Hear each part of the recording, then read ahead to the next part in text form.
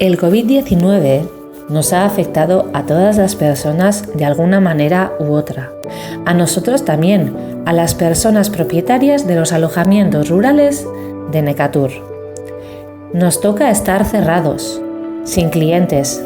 Nos toca estar confinados en nuestras casas por responsabilidad individual y colectiva.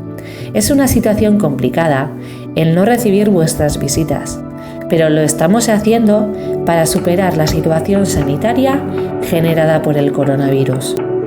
Y estamos haciendo todo esto para que después, cuando la situación mejore, podamos abrir las puertas de nuestras casas para ti. En nuestros alojamientos estarás más seguro que en ningún otro sitio. Están ubicados lejos de las aglomeraciones, en un entorno seguro, libre y natural. Ven y te recibiremos con los brazos abiertos. Y es que además de garantizar tu seguridad, pondrás tu granito de arena en el mantenimiento del entorno rural y de los alojamientos rurales de Euskadi, disfrutando de nuestra naturaleza, gastronomía y cultura. Tus próximas vacaciones, acuérdate de mí. Ayúdate. Ayúdanos. Juntos lo conseguiremos.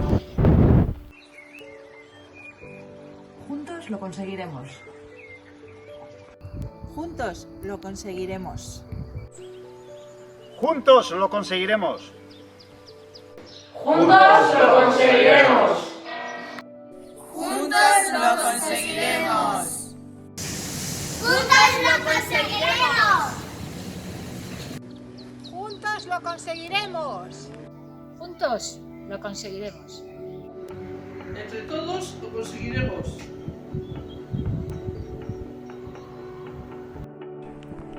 Juntos lo conseguiremos. Juntos lo conseguiremos.